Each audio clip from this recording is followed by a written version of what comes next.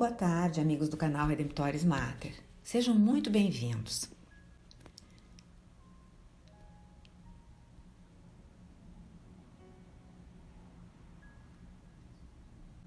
Este episódio diz respeito à túnica de Jesus e o seu significado. João, no capítulo 19 do seu Evangelho, nos versículos 23 e 24, diz assim: Depois de os soldados crucificarem Jesus, tomaram as suas vestes e fizeram delas 4 partes, uma para cada soldado.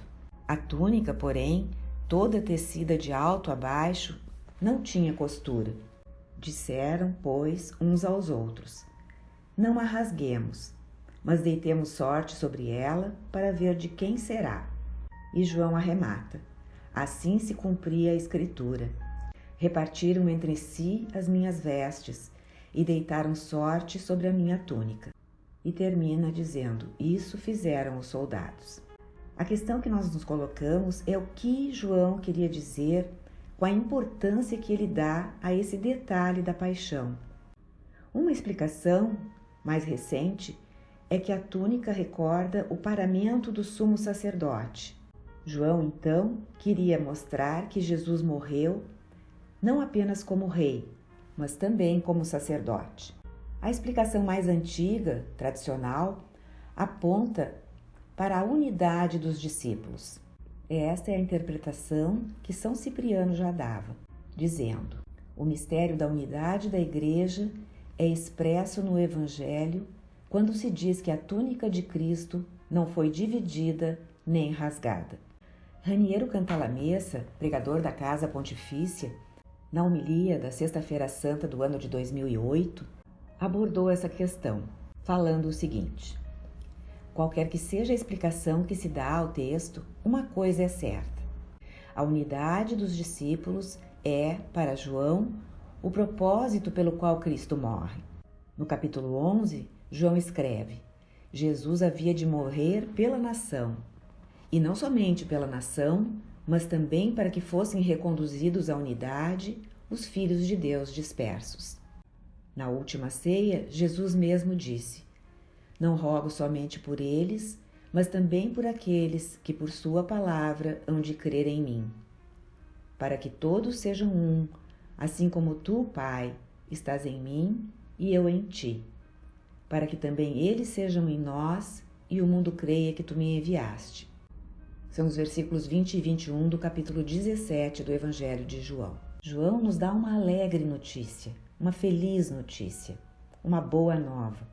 A unidade, primeiro, é um dom recebido.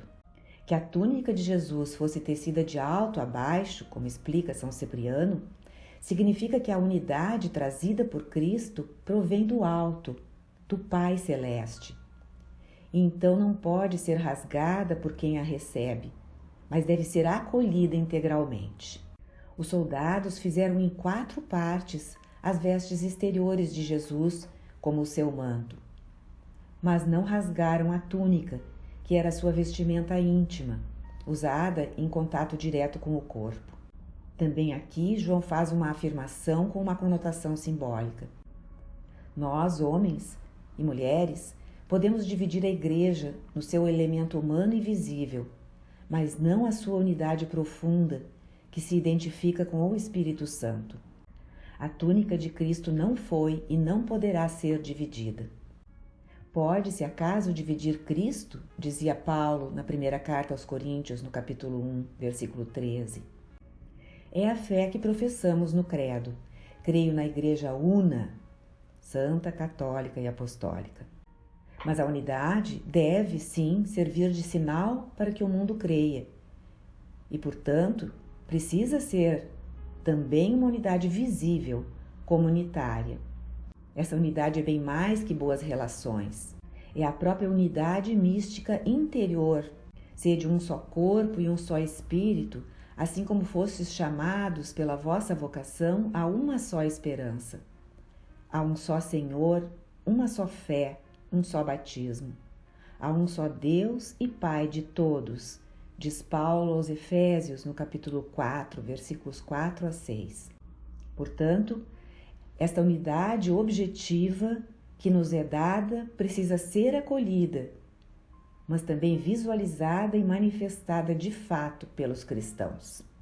Obrigada por terem nos acompanhado nesta postagem. Se gostaram, cliquem em seu like e inscrevam-se no canal.